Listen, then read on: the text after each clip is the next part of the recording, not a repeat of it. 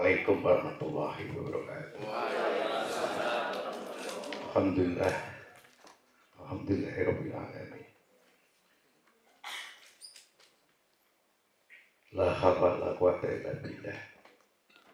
Rabbi shrah li sadri wa yassir li amri wahlul 'uqdatam min lisani yafqahu.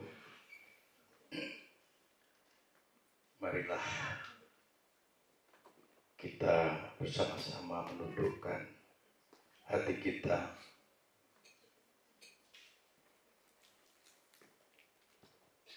memusatkan perhatian kita untuk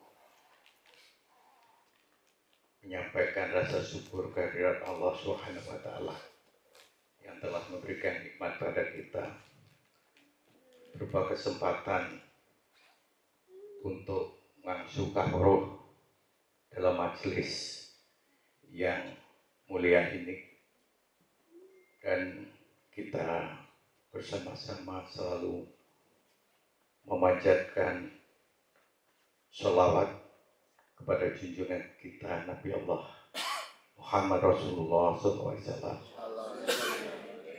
yang selalu kita obsesikan, kita harapkan sahabat beliau di yaumil akhir yang sama-sama kita hormati beliau pembina yayasan luar biasa ini, pembinanya Prof. Mahfud. Panjenengan lebih beruntung daripada saya karena saya baru mengenalnya lebih dekat sekarang ini. Kalau yang lalu hanya lewat media saja saya mengenal, tapi ini saya menjadi beruntung bisa hadir di sini kan, di tengah-tengah bersama Bapak Ibu kampus Tosca ini. Saya sebut kampus Tosca saja ini Pak Ketua. Ada kampus Kuning, kita ini kampus Tosca ini yang kami hormati Ketua Yayasan dan seluruh jajarannya, Bapak Ibu pimpinan di Selingkuh Universitas Islam Kadiri, para wakil rektor, dekan, direktur, dan yang saya banggakan para dosen. Saya lihat tidak ada kursi yang kosong ini Prof, luar biasa ini, dan ini menunjukkan semangat kawan-kawan untuk maju. Saya senang sekali, dan alhamdulillah sebagai wacana kami sampaikan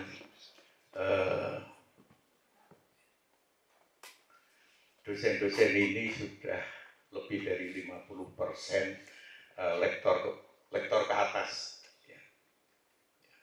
Memang masih muda, tapi sudah kita pacu. Terakhir ini ada peningkatan lebih dari 200% untuk ke lektor dari asisten ahli, alhamdulillah. Dan doktornya kami, proyeksi kami dalam 3 tahun ke depan kita mungkin sudah bisa ada 50-an lebih doktor di Uniska ini. Dan itu kalau dihitung ya 30% kita akan mencapainya, insya Allah. Kami memang lemah utamanya di publikasi, tapi akan terus kami lakukan. Dan maaf, saya memang dari UNESA, tapi saya juga harus membawa apa yang ada di UNESA. Secara formal kami juga kerjasamakan dalam beberapa hal, termasuk publikasi. Jadi kolaborasi penelitian yang dilakukan oleh dosen-dosen UNESA kami gandeng kawan-kawan di sini. Sebaliknya kami pun kawan-kawan yang di sini kami gandengkan nanti. Artinya penelitian yang dilakukan di sini nanti ada anggotanya dari UNESA. Kerjasama dengan luar negeri sudah mulai kita rintis. Ada lebih dari sekitar hampir 20-an. Dan terakhir kami ke Konsulat Jenderal di Jeddah, KBRI-nya di Riyadh itu, kami juga sudah masuk di sana untuk melakukan kerjasama. di kampus Tosca sudah masuk di sana dan siap nanti kalau ada mahasiswa yang MPKM di sana sambil bonusnya umroh itu di sana. Jadi ini satu yang memang yang dekat-dekat ini adalah dengan Malaysia dan Thailand, dan ini dimotori Pak Direktur Pasca. Ke depan akan kita kemas juga itu sebagai kegiatan pengabdian pada masyarakat internasional.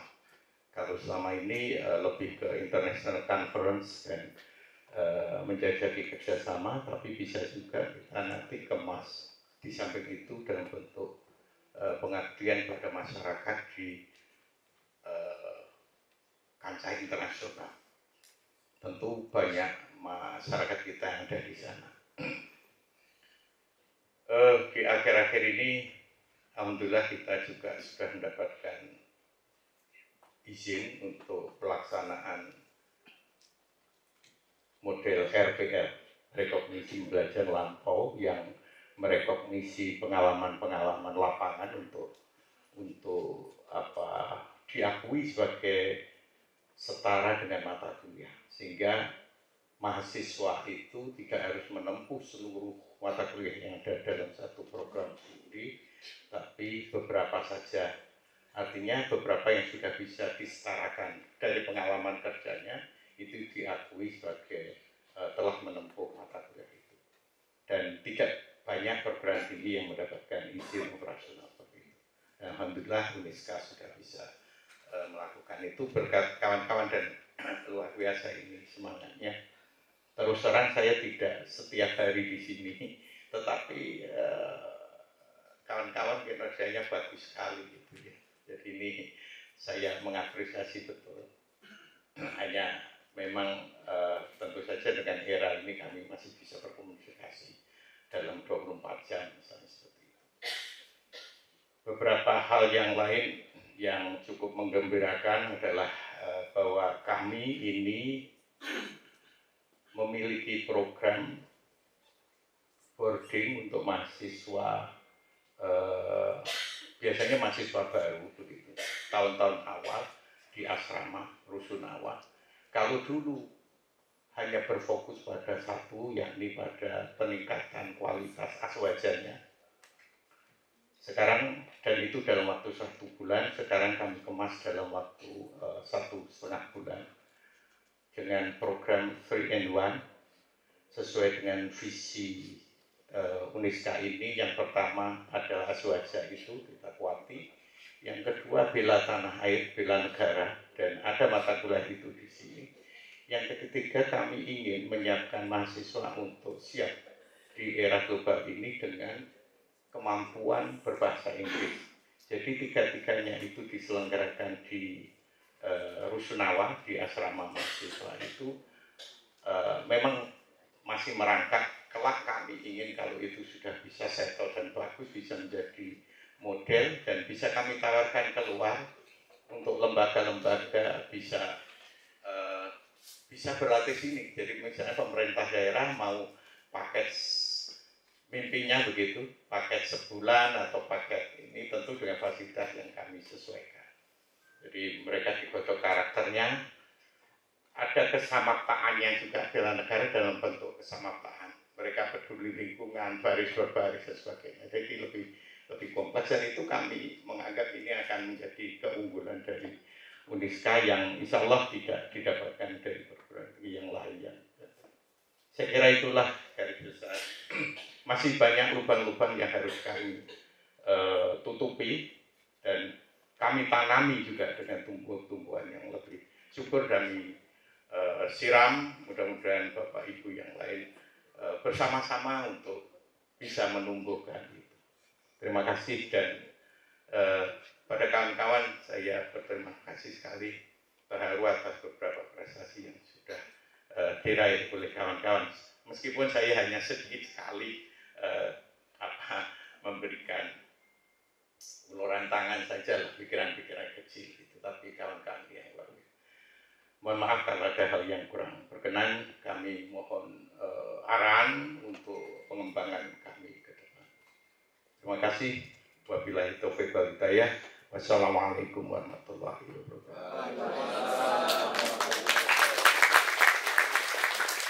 Terima kasih disampaikan. Dilanjutkan dengan sambutan dari Ketua Yayasan Bina Cendekia Muslim Pancasila. Kepada MM, disilahkan.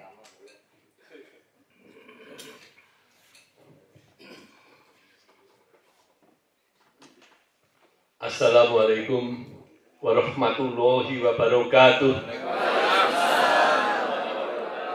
Alhamdulillah, wassalillah, wala haula wala quwata illa billah. Yang kami hormati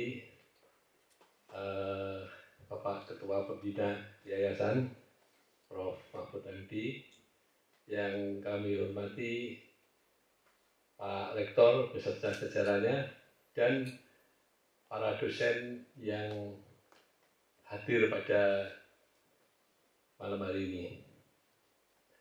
Saya merasa berbangga sekali pada malam hari ini kita bisa bertemu dengan Bapak Pembina kita bersama-sama di sini. Ini sangat kami rindukan, Prof. Sebagai pembina dengan kami di pengurus, di pengawas, dan di universitas. Dalam kurun waktu setelah Prof tahun 2005 ya keluar dari sini ya, itu sampai sekarang perkembangannya 2006 ya, perkembangannya cukup baik, namun ya naik turun. Namun setelah Prof Bambang ini yang menjadi leader di sini, alhamdulillah banyak sekali kemajuannya. Tepuk tangan dulu untuk Pak Rektor.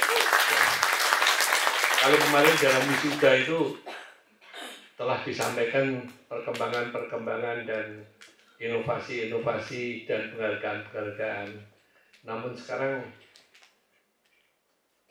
tinggal apa yang kita dapatkan itu bisa disosialisasikan ke masyarakat dengan baik, karena masyarakat perlu sekali inputan-inputan yang kita dapat sekarang ini, apalagi kita membuka RPL, kita membuka sebentar lagi membuka fakultas ekonomi syariah, Prof ya, ekonomi syariah. Kita segera buka S3 manajemen dan lain-lain. Ini saya berharap agar penguatan komunikasi ini sejak semula terus ditingkatkan agar orang-orang yang ada di Kediri dan sekitarnya bisa mengetahui. Dan kami juga terima kasih Prof Mahfud bahwa Pak Pembina, bahwa kita bekerja sama dengan UNESA. Jadi UNESA itu yang mendaftar 55.000, yang diterima cuma 11.000. Sisanya itu disurati untuk bisa masuk ke UNESA. Namun belum banyak yang masuk ke kita. Sampai hari ini baru kira-kira sekitar 500-an yang sudah daftar. Ibu Bapak sekalian, saya hanya berpesan sedikit aja kepada para dosen agar ayo kita giat di dalam kita itu menyelenggarakan universitas ini. Kemarin dikatakan bahwa menurut Prof Bambang, tahun ini adalah tahun kita meningkatkan diri. Kita jangan menjadi universitas terbaik hanya karena administrasinya aja, tapi kita harus menjadi universitas terbaik di Kediri Raya dengan semuanya itu baik, sehingga masyarakat lebih kenal dengan UNISKA ini dengan totalitas yang baik. Apalagi sebentar lagi yayasan sudah bertekad untuk membangun UCC. Ya, UCC itu apa? Itu Uniska Convention Center. Jadi kalau jenengan punya anak, kalau besok punya anak, gampang aja mau makan di mana? Di UCC. UCC of Amerika. Ibu Bapak sekalian, saya kira itu yang saya bisa sampaikan. Sekali lagi kami terima kasih Prof. Mahfud yang waktunya sewempit, tapi saya geret ke sini bisa memberikan masukan pada kita semuanya. Yang intinya kita ingin masukan yang segar agar peningkatan kita itu bisa totalitas bisa lebih baik. Saya kira itu yang saya harapkan. Kurang lebihnya mohon maaf. Assalamualaikum warahmatullahi wabarakatuh. Terima kasih disampaikan. Hadirin yang berbahagia, acara dilanjutkan dengan penyampaian ceramah dengan tema evaluasi diri dalam mengembangkan profesionalisme untuk Uniska ke depan lebih baik yang akan disampaikan oleh pembina Yayasan Bina Cendekia Muslim Pancasila. Kepada yang terhormat Bapak Profesor Dr. Haji Muhammad Mahfud MD, disilakan.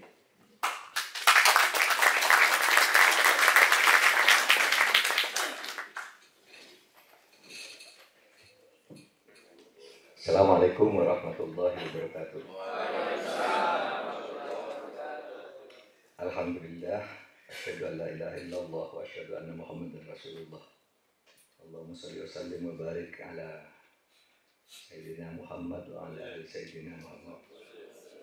Sallallahu ta'ala Sayyidina Ibrahim wa ala ali Sayyidina Ibrahim. Yang terhormat Bapak Profesor Dr. Bambang Yulianto, Rektor, kemudian para wakil rektor, kemudian ketua Yayasan Bina Cendekia Muslim Pancasila Bapak Haji Rinto Harno, Ibu Putri Hasibuan, Bendahara Yayasan, kemudian Sekretaris Yayasan Bapak Haji Saifullah, tidak datang ya. Biasanya kalau saya datang biasanya paling depan ya. Para dekan, para dosen dan para tamu undangan. Besok saya itu ada acara di Blitar, peringatan hari lahir Bung Karno. Lalu malam ini saya diajak atau diminta mampir ke sini. Pak Karno tadi pagi dan kontak saya ke Jogja, saya sedang di Jogja dan malam ini kita ketemu. Bagi saya ya kangen-kangenan saja ya, bukan ceramah yang serius. Kangen-kangenan saja. Apalagi adanya itu evaluasi diri. Nah, kalau bicara evaluasi diri itu kita mempertimbangkan atau melihat perkembangan dari waktu ke waktu.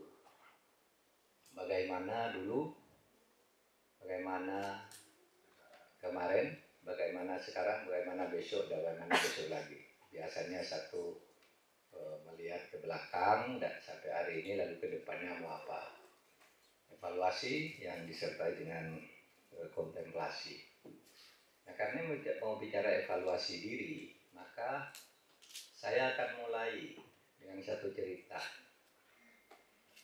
Ketika saya masuk ke sini, ini Uniska ini seperti apa ketika itu? Saudara, saya waktu kesini itu sebenarnya saya itu tidak mau ketika diajak bergabung membina Uniska. Waktu itu ada dua universitas yang berdekatan. Satu Universitas Darul Ulum Jombang. Di situ Gus Dur diminta menjadi rektor, lalu Gus Dur ngajak Pak Hikam dan saya katakan, Gus, saya sudah menjadi guru besar di Jogja. Itu.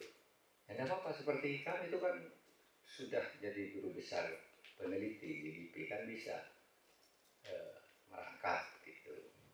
Ya tapi saya ingin fokus di Jogja. Sehingga saya tidak mau di Universitas Darul Ulum itu lalu Gus Dur sama Pak Hikam di sana. Kita sampai berapa lama? Suatu saat saya berkunjung ke sini, ke Gus War, karena beliau itu dulu Dewan Suro PKB. Saya ikut PKB, saya berkunjung ke daerah-daerah, lalu saya ke tempat Gus War. Lah di situ Gus War bilang gini, Pak Mahfud, kami punya universitas di sini. Pak Mahfud ke sini ya, tolong dibantu. Untuk apa, Gus? Jadi direktur sini sedang membutuhkan pembaruan rektor. Lalu saya bilang gini, Gus, saya ini nggak boleh sama Gus Dur. Saya bilang, saya bohong. Saya tidak boleh sama Gus Dur. Maksud saya tidak boleh sama Gus Dur. Saya minta maaf, saya tidak bisa jadi direktur di sini. Pikiran saya besok saya melapor ke Gus Dur. Saya bilang ke Gus Wan bahwa saya tidak boleh Gus Dur, saya tidak mau. Oh iya, masa Gus Dur tidak boleh, katanya. Terus Gus Wan masuk. Sebentar, masuk ya kira-kira 5 menit gitu. Saya sudah keluar tuh bawa HP-nya. Pak Mahfud, ini telepon dari Gus Dur, katanya.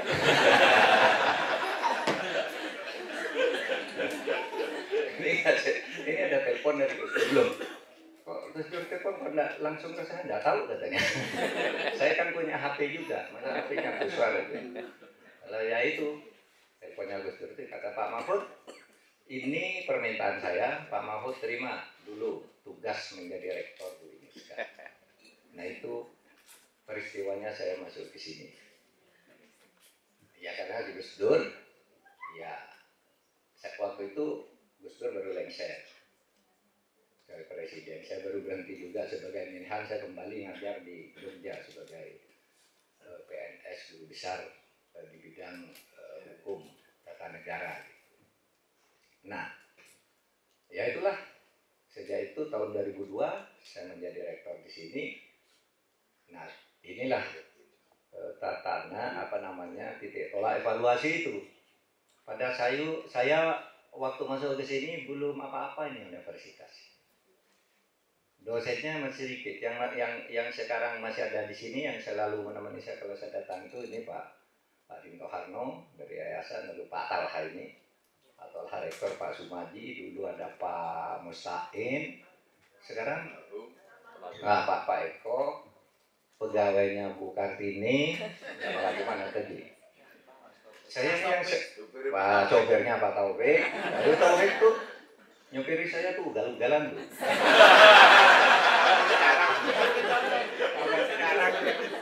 Wah, gitu.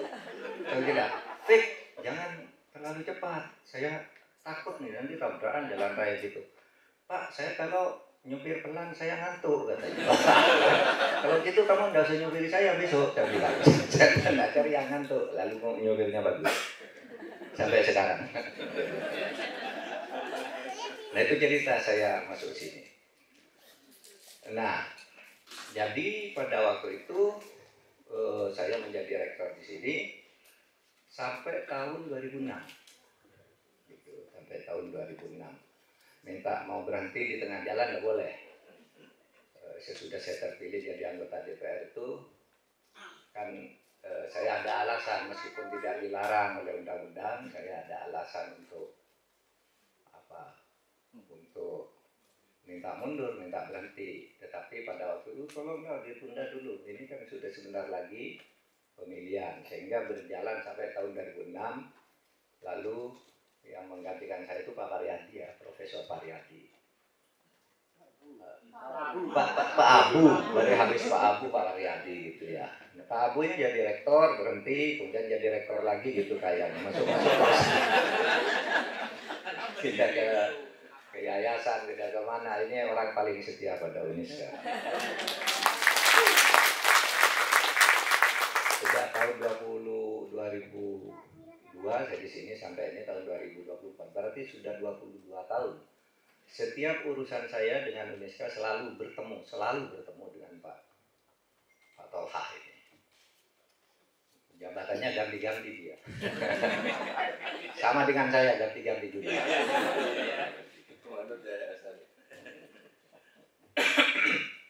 Saudara, karena ini evaluasi, saya tadi katakan, pada waktu saya di sini, universitas ini belum punya guru besar. Dosennya sedikit. Rasio dosen mahasiswa itu sangat tidak imbang. Mungkin satu program studi dosen tetapnya 6 atau 5 gitu, padahal mahasiswanya agak banyak, perlu dosen misalnya minimal 30 agar rasionya itu sesuai dengan peraturan gitu. Belum banyak. Pak Sumaji belum apa-apa waktu itu, belum profesor, belum ada profesor di sini waktu itu. Maka waktu itu yang saya programkan itu kebijakan utama saya sebagai rektor satu mencetak doktor. Karena pada waktu itu kan persyaratan, dulu saya menguasai sekali aturan-aturan perguruan tinggi itu pada saat itu. Misalnya untuk sebuah program studi harus ada minimal 6 dosen tetap. Ya. Harus ada doktornya, harus ada masternya, S1-nya ya boleh ada, tapi yang sekarang tidak boleh. S1 menjadi dosen S1, S2 yang bisa diproduksikan ke S3 bisa. Nah pada waktu itu yang kami satu, kenaikan pangkat dosen supaya dipacu, pengangkatan dosen tetap supaya dipacu, kemudian mencetak guru besar. Jadi seperti ada Profesor Sumaji, Profesor Tolha, siapa lagi yang dulu misalnya di Pak Pariyati dari sini juga ya. Itu dulu ya kita sama-sama berpikirnya harus disiapkan sebuah universitas tanpa guru besar itu ruhnya kurang, apalagi doktornya enggak banyak, enggak akan greget universitas itu. Nah, itu mulai jalan. Nah, sekarang ya sudah bisa dilihat sendiri, lompatannya tinggi kan sekarang. Wah, gedungnya luar biasa sekarang ini. Dulu ini rumah dinas rektor yang di sini ini, dulu yang nempati pertama saya di pinggir sungai. Kalau saya tidur tuh lihat ke sana dari rumah sungai di bawah. Terus masjid itu zaman saya, terus gedung itu Pak ya, Pak Rinto ya, yang lantai 3 itu saya sudah pergi, tapi belum lama saya pergi udah selesai dibangun, dan sekarang udah luar biasa. Saya tadi masuk udah lupa. Artinya kalau ini perguruan tinggi yang bernama UNISKA ini mau dievaluasi, itu perkembangannya besar. Apalagi sekarang sudah ada pasca sarjana. Waktu saya masuk di sini belum ada pasca sarjana.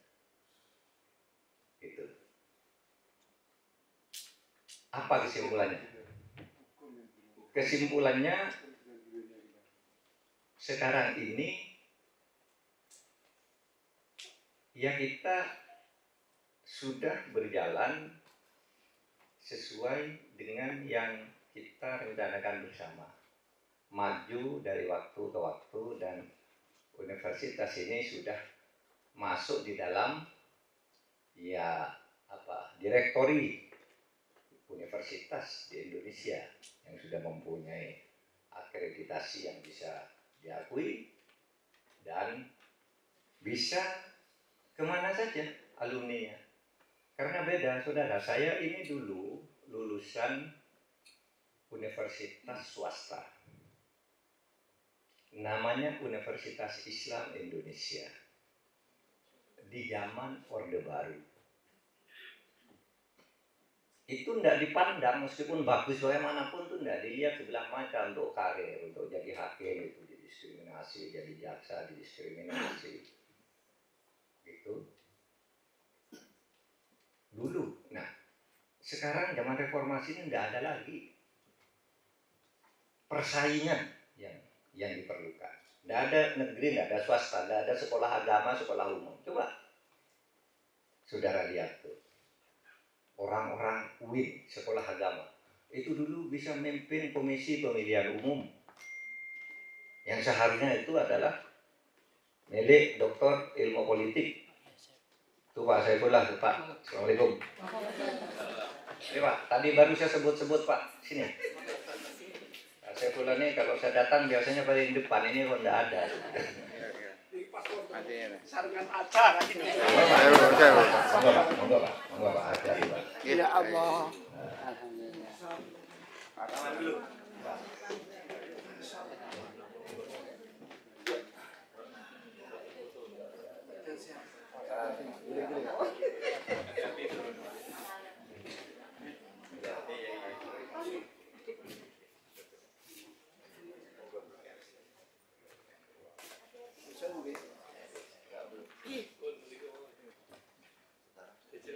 Jadi sekarang sudah ada kemajuan yang sangat signifikan. Tadi saya tanya pada Bu Bendahara, pada Bu Hasibuan, Bu, aset kita sekarang berapa? Nggak hafal saking banyaknya. Kalau dulu kan kita hafal di sana gitu ya. Luasnya berapa dulu hafal kita luasannya. Sekarang udah banyak sekali. Apalagi tadi mau mendirikan UCC itu luar biasa. Bagus lah UNISKA. Untuk itu saya mengucapkan selamat. Apalagi sekarang ini sedang dipimpin oleh Pak Bambang Yulianto. Insya Allah akan maju dan lebih maju lagi. Tadi saya jadikan di masa lalu tuh kalau universitas swasta, apalagi universitas Islam itu dianggap kelas 2, nggak dipandang mata. Dari mana kamu? Dari UII, dari UNISKA itu nggak dihitung, meskipun pintar. Itu sebabnya dulu ketika saya akan berkarir itu, saya lulus UI jadi dosen, jadi PNS. Lalu saya berpikir karir saya kemana nih? Lalu saya masuk UGM, S2 dan S3. Lalu saya ambil guru besar. Lalu saya terus berkecimpung. Gitu. Bisa dapat bonus jadi menteri, jadi apa gitu, tuh bonus. Kalau seorang dosen akademisi, seperti saya targetnya kan guru besar. Tapi bonus, nah bonus itu nanti yang akan saya jelaskan. Bagaimana bonus prestasi itu bisa dibangun dan bisa diperoleh. Nah, saudara, pada titik ini saya ingin mengatakan sekali lagi bahwa UNISKA ini sudah berjalan maju kalau dihitung dari tahun sekurang-kurangnya saya tahu tahun 2002.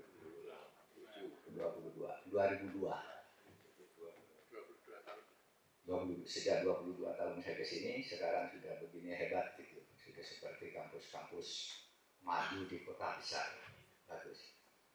Oleh sebab itu saya tidak akan memberikan masukan harus diapakan nih. Pembinaan ukuran-ukuran teknokrasinya, ukuran profesionalisme yang harus dibangun. Ini ada Pak Bambang dan saudara-saudara yang dokter-dokter, profesor dan sebagainya. Silakan dikembangkan sekarang. Saya hanya ingin mengatakan persoalan bangsa kita dari produk perguruan tinggi sekarang ini pada umumnya adalah persoalan etika dan moral. Saya katakan kalau ilmu sekarang gampang dah. Apa sulitnya mencari ilmu sekarang? Fasilitas sudah lengkap. Anda tidak perlu ke perpustakaan. Sudah pakai gadget. Saya mau kuliah misalnya mau hukum. Saya katakan misalnya asas kesepakatan di dalam hukum perdata, asas konsensual gitu. Saudara tidak usah cari-cari dengarkan lama-lama gitu. Saudara buka kajian asas kesepakatan apa sih? Udah ngerti? Sudah ada ilmunya. Gampang. Saudara rajin kuliah, dengarkan dosen bicara apa sih? Catat kunci-kuncinya, cari nanti di Google, ketemu. Pintar saudara. Makanya sekarang banyak anak pintar-pintar. Karena kalau dulu zaman saya, zaman Pak Bambang, Pak Tosa gitu, waktu kami kuliah dulu, kalau ke perpustakaan tuh pinjam bukunya antri ya Pak ya. Pinjam hari ini harus dikembalikan. Misalnya seminggu, kalau seminggu tidak dikembalikan didenda. Iya. Karena orang lain mau minjem juga. Sehingga kalau saya pinjam hari ini misalnya pengantar ilmu hukum, saya misalnya dikembalikan tanggal berapa? 3 hari. Nah, 3 hari tidak kembali, saya didenda. Nah, denda-denda itu yang kemudian dibelikan buku lagi untuk perpustakaan. Kenapa 3 hari harus kembali? Karena sesudah saya kembalikan nanti Pak Rinto Harno mau pinjam juga, harus bergantian. Bukunya sedikit di perpustakaan itu. Sehingga dulu betul-betul rebutan ke perpustakaan. Sekarang ke perpustakaan dalam bentuk buku dan nggak banyak orang karena semua sudah ada di gadget sekarang. Saudara bisa cari di Google, cari di internet apapun. Buku yang belum terbit pun sudah ada. Iya, saudara mau cari istilah apa saja yang mendengar, judul film gitu. Oh tadi saya nonton film Clouds gitu. Cari aja kayak film Clouds gitu. Judul yang ada cloud-nya itu ada apa namanya? Only Cloud Knows gitu. Lalu ada Only Cloud, ada Cloud Knows, macam-macam judul itu bermacam-macam. Cari apa isi cerita dari film yang berjudul ini? Ada. Saudara mau cari film India, gemar film India, cari saya kangen sama Hema Malini, catat aja Hema Malini, keluar judul filmnya semua. Mana filmnya? Nah, Hema Malini masih cantik, muda, tahun itu 70-an, 80-an. Nah, sekarang sudah jadi nenek-nenek. Tapi filmnya yang muda, saudara bisa lihat tiap hari. Gampang. Tetapi saudara yang sekarang kurang di bangsa ini adalah etika dan moral. Jadi pendidikan agama, pendidikan budi pekerti itu sulit kalau hanya diberikan melalui internet. Itu harus tatap muka, pendekatan dari hati ke hati. Coba saudara, orang pintar ilmunya, tetapi akhlaknya bobrok, merusak negara ini.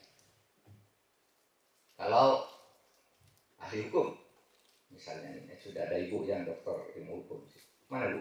Yang doktor ilmu hukum kemarin? Yang kemarin jadi dekan. Innalillah. Alhamdulillah ya? Ya, belum tahu saya. Bu Neti Herawati. Kalau Bu Emi masih sedang. Iya, Bu Neti wafat ya. Bu Neti meninggal. Bu Eminya masih sehat. Masih. Mana Bu Emi? Bu Emi? Nggak ada. Nah ini kakaknya sakit. Ini kakaknya. Sakit? Iya. Nah, gini. Maksudnya hukum, saudara. Itu orang yang pintar hukum tuh bisa pintar nipu juga. Karena apa? Kalau orang tidak bermoral, hakim itu bisa dibeli kalau tidak bermoral. Hakim itu mutak ate pasar. Suka orang ini, tolong dong aturannya diubah, beli ke hakim, dapat. Hakimnya buat putusan peraturannya harus diubah. Oh saya ini beli ke DPR, tolong buatkan pasal ini, pasal tentang pertambangan. Saya ini melakukan usaha pertambangan dengan cara ini, tapi aturannya belum, tolong dibuat, bayar ke DPR, bisa. Itu kalau orang tidak bermoral. Oleh sebab itu, moral itu menjadi sangat penting. Kalau teknokrasi pendidikannya, saya percaya 100% Pak Bambang bersama kawan-kawan yang ada di sini. Jadi baguslah. Tapi bagaimana menjaga nilai-nilai moral itu? Apalagi Uniska ini berbasis tadi aswaja. Ahlus sunnah berjamaah. Ahlus sunnah wal jamaah. Itu yang punya nilai-nilai cara pandang tersendiri tentang Islam di dalam kehidupan sosial kemasyarakatan. Kalau ibadahnya oke lah, bisa macam-macam. Tapi pandangan sosial kemasyarakatnya, pandangan fiqhusiasahnya, misalnya negara ini harus selamat demi harus adil demi keselamatan negara. Itu kan pedoman kita. Tapi sekarang orang tidak bermoral, tidak penting adil. Yang penting benar secara hukum, benar secara hukum. Keadilan, nah itu kan kata orang. Padahal kalau Al-Quran itu kan mengatakan hukum itu belum tentu adil, ya kan? Orang hukum putusan pengadilan itu belum tentu adil, banyak malah yang tidak adil. Karena Al-Quran sendiri mengatakan wa idza hakamtum bainan nasi antahkumu bil adil. Kalau kamu berhukum di antara manusia, hendaknya kamu berhukum dengan adil. Kenapa? Karena ada orang berhukum tidak adil. Disuap, dibeli, diteror. Gitu. Kayak sekarang ini kasus nikel yang konon korupsinya itu 300 triliun. Saudara bayangkan nggak 300 triliun itu? 300 triliun itu berapa truk kalau diangkut mobil? Uang ratusan ribu misalnya. Uang 300 miliar aja udah males ngitungnya. Siapa yang mau? Ada nggak sini yang bersedia disuruh ngitung uang 5 miliar? Suruh ngitung, dibayar uang 200.000, nggak mau. Ini 300 triliun. Karena kerusakan moral itu. Ada. Aku sedang jadi Menko Polhukam itu ada seorang pensiunan Kapolres. Karena dia pensiun, ini Kapolres. Pensiun antara anaknya naik sepeda motor, itu tiba-tiba dihajar oleh seorang pemilik toko. Kebetulan ini Cina. Dihajar jadi berita. Jam 9 jadi berita, jam 1 jadi berita lagi bahwa masalahnya sudah diselesaikan. Padahal ini meninggal. Ini mantan Kapolres yang meninggal. Dihajar oleh Cina pemilik toko itu. Saya tanya, lo kok bisa meninggal? Oh Pak, itu hanya perselisihan biasa, sudah berdamai. Bodoh kamu, saya bilang. Di dalam hukum pidana itu tidak ada perdamaian. Kalau semua bisa didamaikan, banyak orang bunuh orang nanti damai dengan keluarganya. Kacau negara ini. Saya turunkan tim ke sana. Akhirnya Cina-nya ditangkap, masuk dugaan pembunuhan. Nah itu apa? Sudah aparat keamanan bisa dipengaruhi oleh Cina untuk mengatakan ini perselisihan biasa, hanya salah paham. Membunuh orang dianggap perselisihan biasa, salah paham. Apa? Kesimpulannya itu ya karena ada permainan, ada yang sudah dikunci dengan bayaran macam gitu. Agar kalau kami di sini jangan diganggu. Kamu kayak bayar tiap bulan sekian. Nggak diproses. Saudara, korupsi yang besar sekarang di Indonesia itu intinya adalah moral, bukan ilmu. Bukan soal IQ, tapi soal EQ dan SQ. Emotional quotient dan spiritual quotient. Kalau ininya bisa dilatih, sekarang udah banyak vitamin saudara lahir udah pintar-pintar, tidak stunting lagi. Sebagian besar nih, terutama yang ada di sini dosen-dosennya nggak ada yang stunting. Kalau stunting itu kekurangan vitamin sejadah di dalam kandungan sampai sejadah itu sehingga bodoh. Mungkin fisiknya tidak selalu kecil atau kurus gitu, tetapi bodoh. Nggak sampai. Nah sekarang sudah ada urusan IQ itu sudah lumayan lah untuk orang yang bisa bersekolah. Nah tapi soal moral. Soal moral. Nah ketika moral tidak ada, bukan hanya pada soal hukum tadi. Yang ekonomi suka ngubah-ngubah angka. Ya dah. Pak katakan Pak ini kontraknya sekian. Nanti sesudah itu tambah 01. Lalu diatur dengan akuntansi yang rapi, nggak ketahuan. Sesudah diberkati ketahuan, nah itulah ekonomi. Yang teknik sama. Tender-tender proyek dikolusikan. Itu soal moral. Yang parah lagi kalau sudah aturan-aturan yang ditabrak. Kalau tadi soal moral yang kecil-kecilan itu ya Oh pakai aturan ini masih bisa lah. Tapi sekarang saya nggak bisa pakai ini, buat aturan aja nih, hapus semua. Ini batalkan semua. Ini itu soal moral, saudara. Nah, oleh sebab itu, saudara sekalian,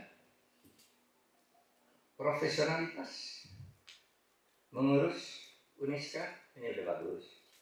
Sekarang tolong dicari lagi di catatannya itu, apakah ini soal moral, soal etik, tadi soal aswaja, Ahlussunnah wal Jamaah itu apa sudah betul ditanamkan dan bagaimana mengawal selama proses pendidikan agar itu dihayati bukan hanya diketahui. Karena diketahui dan dihayati itu beda. Nah itulah saya katakan pendidikan sekarang nggak cukup pelajaran jauh karena bisa virtual. Pendekatan dari hati ke hati antara dosen dan mahasiswa, mahasiswa dengan mahasiswa, mahasiswa dengan lingkungan itu tidak bisa diwakili oleh internet. Nggak bisa. Nah, itu apa? Pandangan utama saya tentang ini tadi, evaluasi terhadap jalannya Uniska ini. Satu, profesionalitasnya oke, udah jalan, saya lihat udah berkembang bagus. Sekarang moralitas dan akhlaknya bagaimana? Tolong dimonitor agar tidak menambah sampah-sampah di dunia kepemerintahan kita kelak yang merusak, menjadi virus yang mematikan terhadap kehidupan berbangsa dan bernegara ini. Sekalian. Nah, moral itu biasanya pada akhirnya berujung pada kesadaran. Apa? Ya, hidup itu harus jujur. Karena kalau orang tidak jujur, itu apa? Orang tidak jujur itu pada saatnya akan hancur. Menunggu waktu. Orang tidak jujur itu tidak tenang hidupnya. Siapa orang jujur itu kan implementasi dari ketakwaan. Sedangkan takwa itu ditandai oleh selalu berzikir. Nah, orang selalu berzikir itu maksudnya tidak berzikir komat kamit gitu. Berzikir itu selalu ingat bahwa kita ini hidup dimonitor oleh Allah. Maka dikatakan, ala bidzikrillah tatma'innul qulub. Kalau kamu banyak berzikir, selalu ingat kepada Allah dalam sebuah ini. Hatimu tenang. Kalau hatimu tenang, dirimu sehat, hidupmu aman. Nah, coba orang yang nggak berzikir itu kayak raya, udah luar biasa, tapi hatinya nggak tenang. Takut ditangkap polisi. Atau ditangkap benar, sudah kaya raya, masuk penjara juga untuk apa hartanya. Ya, oleh sebab itu, pertama kejujuran. Yang kedua kesadaran bahwa perjuangan yang kita lakukan itu, yang disertai dengan kesungguhan, itu tidak akan pernah sia-sia. Allah akan memberi, ini kalau orang aswaja, ya Allah akan memberi, yang kamu usahakan itu. Tapi jangan curang, jangan tidak jujur, jangan bohong. Usahakan, kamu akan beri. Kalau suatu saat tidak diberi, itu mungkin hanya ditunda atau mungkin itu tidak baik bagimu. Sama, saudara. Seperti kemarin gini. Mahfud, apakah Pak Mahfud tidak kecewa? Tidak sakit hati? Kalah pemilihan pilpres. Ada yang tanya begitu. Pasti orang itu wajar bertanya. Tetapi saya jawab begini. Saya kecewa sebentar. Tapi sesudah itu tahu saya bahwa jabatan itu yang menentukan sono Allah. Kita berusaha dapat jabatan kalau Allah tidak mengizinkan kita. Kita tidak berusaha kalau Allah ingin memberi dah. Saya cerita kemudian coba. Saya itu orang desa. dari Madura sana. Sudah desa masih Madura lagi itu lah. Sudah desa masih Madura lagi. Kalau desa di Jawa bagus, desa di Madura lagi. Dari desa nggak pernah punya ibu dia. Mau jadi apa? Nggak punya bayangan mau jadi apa? Orang desa kalau di Madura tuh ya jadi guru ngaji gitu. Yang paling datang ke surau-surau, datang ke pesantren, nanti jadi guru ngaji. Setiap malam Jumat mimpi tahlil dikasih amplop. Nggak punya bayangan suatu saat saya akan jadi profesor. Oke, jadi profesor karena Indonesia merdeka. Lalu saya bisa sekolah, sesudah sekolah saya tahu pandangan, dunia ini luas. Saya bisa jadi profesor. Kita jadi dosen, lalu jadi profesor, dapat. Nah, saudara, saya katakan tadi, sudah jadi profesor. Ini, saya katakan, kalau Allah itu mau memberi, meskipun kita tidak ingin dan tidak tahu, kita dapat. Tiba-tiba, saya diangkat menjadi Menteri Pertahanan oleh Gus Dur. Saya tidak pernah mimpi, saya tidak tahu kalau Gus Dur itu kenal saya. Bahwa saya kenal Gus Dur, iya karena beliau